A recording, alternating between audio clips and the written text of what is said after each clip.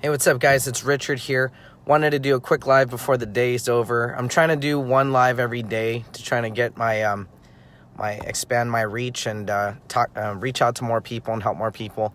Today I wanted to do a quick live. I put most people are lost and they need some sort of direction in order to have financial peace of mind. And the reason I titled it that was because today I talked to a potential customer. His name is Matthew. And Matthew is going through some financial difficulties, right? He was talking to me about his situation. He was going to declare bankruptcy, but he really didn't even have the money to be able to pay for the lawyer's retainer fee in order to be able to declare bankruptcy, which kind of sucks, right? Like you're just kind of, you're out of options. You don't know what to do, and you're like, okay, screw it. I'm just going to declare bankruptcy, and I can't even afford to do that, right? And it's not his fault. Like many of us, his situation, what happened is he actually lost his job, and he's in the process. He actually is working it's kind of a minimum wage job right now just to make ends meet before he can go back to doing what he was doing, because I think he got sick or injured or something like that. We didn't get too much into it. And what happened, the reason why his finances are in such turmoil, he's the type of guy, he told me that he buys everything cash. He doesn't have a bank account. He holds all his money in a safe. And that's the kind of a guy he is, right? He's just very kind of old school, the kind of mentality where maybe some of our parents taught us, hey, if you don't have the money to pay for it in cash, don't buy it, right? And I agree with that philosophy if you're buying things that don't make you money, right? But if you're buying assets, use other people's money. That's good debt, right? If you use credit to be able to buy assets like real estate or stuff like that, that's personally my advice, is that makes sense to get into debt to buy assets that will generate you money. But if you're going to do it to buy, I don't know, a purse, shoes, belt, whatever, things that aren't going to make, even a car even, right? Things that aren't necessarily going to make you money, then I would say, yeah, maybe you want to buy cash. I know cars, obviously, not all of us save enough money to pay for a car in cash. But there's advantages. There's other advantages with auto loans, right? Where depending if you own a business, you can structure it by leasing it, and you can get more of a tax advantage that way. So, and obviously consult your CPA. I'm not a CPA. I'm not an accountant or anything. This is just the advice that my accountant gives me. So it might be different for you. That's just my little disclaimer. But anyways, back to Matthew. He had a girlfriend. They were living together, got into an accident. She didn't pay the insurance. I think he said that he was giving her the money for the insurance. They shared a car together. He was giving her the money for the insurance, but she never paid it. Long story short, they got in an accident, and now the insurance company is after them, right? And so they owe, like, initially it was like $6,000, and then it went up to $8,000 and $10,000, and it's just something that's out of control, and he's got some hospital bills. And so this is a guy that I think is pretty honorable. He's been working he's a mechanic. That's his trade, right? That's what he does. Right now he's not doing that because, again, he's sick or injured or something like that. And this is a guy who has an honorable profession, mechanic, right? He's a mechanic technician or something like that, he told me. Who, you know, he was a really nice guy. He was really nice to me. He was nice on the phone. And to be completely honest with you, I mean, just one of the nicest guys I've ever spoke to on the phone. If you guys, any of you guys are in sales or phone sales, you know how it is when you're calling somebody on the phone. They're usually not very nice or receptive because they're just bombarded by calls all the time and they get annoyed, right? So anyway, the point is this, is that this is a nice guy, honorable profession, doesn't owe anything, got into an accident, and now he's in a bad position and his credit's ruined and he's trying to find a way out. And the only way he felt that he could come out of this was by declaring bankruptcy, but because of his injury and lack of income, he can't even afford the retainer to pay the lawyer to do that. And so for me, if I had been his consultant from the very beginning, I would have given him some direction. I would have given him some advice that maybe would have protected him from being in this position in the first place. Because where he lives, I think, in South Carolina or something like that. And the amount of income that he's making as a mechanic over there goes a long way. Like, he was making good money. Again, he just had the stroke of misfortune with the accident, and he's sick and whatnot, or injured. I'm not sure whether he's sick or injured, but something health-wise is preventing him from being able to work. And he's going to go back to work eventually, but right now he's just kind of stuck. So what I would have done is I would have prepared him for something like this, because that's one of the things that I see that's most common when I talk to people about mortgages or about credit, is that most people don't have a reserve account to protect them in the event that, something like this were to happen. If you get a flat tire, you get a medical emergency like him, right? He was saying he had some medical bills. A lot of people are not prepared for these medical bills and these medical emergencies. People don't have insurance, or they can't afford the deductibles or whatever. And it puts them in a position where, they send it to collections, starts to ruin your credit, and, people start to feel like they're drowning in debt. They don't know what to do. They don't know what their options are. They don't know how to get out of it. The common thing is like, right, pay it off, right? That's common sense. But a lot of these people are just working living paycheck to paycheck, and really don't have an opportunity to do something like that. So for me, one of the things because of the amount of income he was making, I would have gotten him into a property already right away as a way to be able to protect himself, to set himself up for retirement, right? That would have been one thing. The other thing I would have probably advised him is to start building up a reserve account. When you have a property and you have a home and you're paying down your mortgage, what's happening is you're building your equity position, right? And so that's kind of like a reserve account as well, because that equity, if you ever need it, once you build enough equity, you can cash out and take money out of it if you have an emergency like that, where you have to pay 10 grand to the insurance company or whatever the case, right? And so there's a lot of things that are able to be done with credit. That's another thing. I would have advised them otherwise. I wouldn't have told him to be the kind of person to put all his money in a safe and never use. He doesn't even have a bank account, like a regular bank account. I can understand why people wouldn't want to use credit cards, but he doesn't even have a regular bank account. He uses like a prepaid account or something.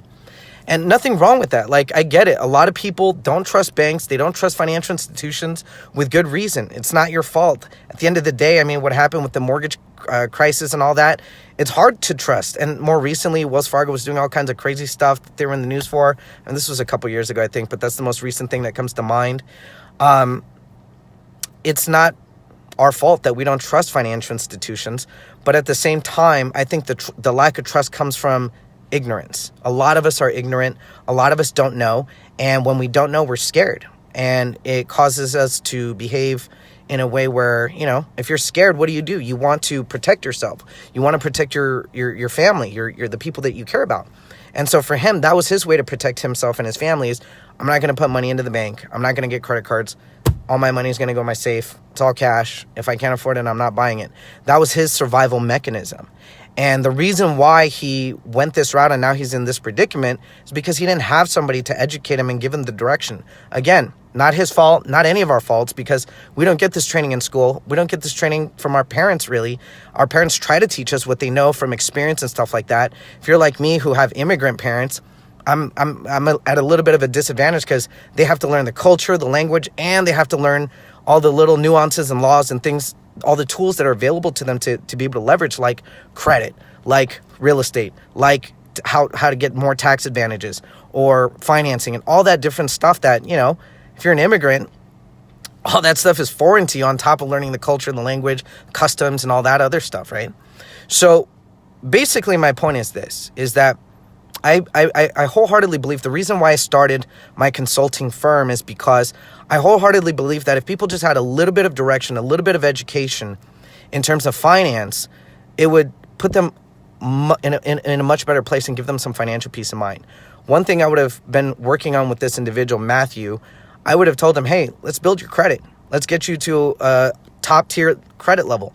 I'm not saying that we're going to get you in debt, but let's get you to a position where you have a huge line of credit and you have great relationships with banks and you don't have any debt and you have access and options to be able to do whatever you want.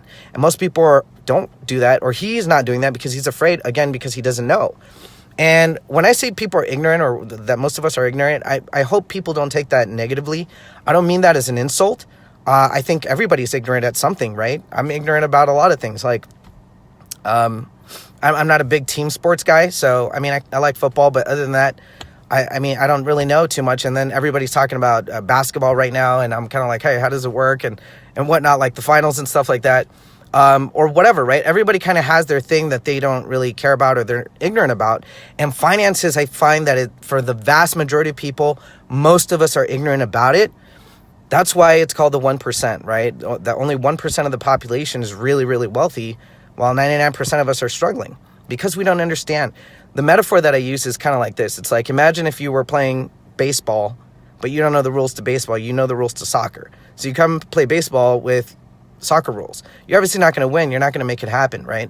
So most of us don't know the rules to finance, and we don't understand the tools like credit, how to get tax advantages, how to get financing, how to use credit cards, how to use debt to our advantage versus getting into debt and kind of drowning and putting ourselves in a tough spot, right?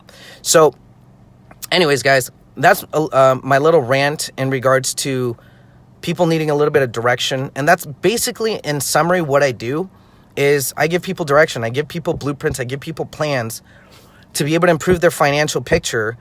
So for Matthew specifically, one thing, like I said, I would have worked on him on building credit. Let's get you a regular checking account. Let's get you some credit. Let's extend those lines of credit. Let's keep good standing with the banks. Let's get you to top tier credit scores. And he could have either paid that $10,000 debt with a low interest personal loan, right? If you have a good relationship with banks, they're more than likely going to give you a personal loan and give you a nice, comfortable payment that you can afford and be done with it, right? I probably wouldn't have advised him to put it on a credit card because credit card debt is really tough to pay. So I would have been like, hey, well, we got your credit limits available, but let's not use that. You have great relationships with the banks. Maybe let's try to apply for a personal loan. Since you have such great credit, you're probably going to get a good deal, right? Get that taken care of, pay off your medical debt, whatever, right? That's one kind of idea or path that I would have taken with this guy if I would have caught him early on. I'm like, hey, you don't have any credit, you don't have a bank account, like, let's work on this. You need to work on this because if you're caught with, in an emergency like this, what's going to happen? And he's living it.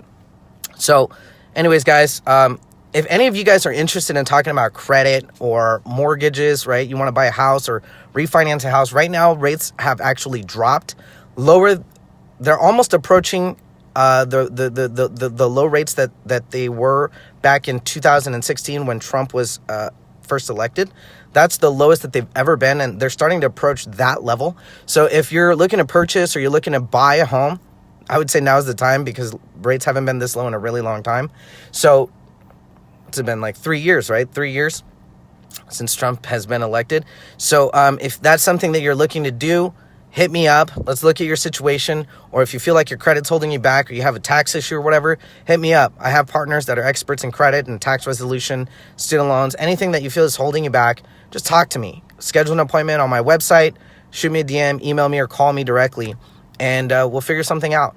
I'm really here to help people. Look, I really come from the place that it's not your fault if you don't know where you are financially, if your finances aren't under control, because it's really our education system, the big banks and businesses that kind of keep us ignorant, right? So it's not your fault. It really genuinely isn't your fault. And because of that, because I've had the blessing to learn about these things and learn how to use these tools to my advantage and to the advantage of my clients, I want to kind of pass that on, and I've turned that into a business. So if that's something that you want to take advantage and kind of develop some peace of mind for yourself and for your future, hit me up. Let's talk, and I'd love to see what I could do to put you in a good situation. So what is it? Wednesday, Thursday. Enjoy you guys Thursday. And this California weather's been crazy. It's been kind of chilly for a May. But stay safe, guys, and have a good day. And if I don't see you guys, enjoy your Memorial Weekend.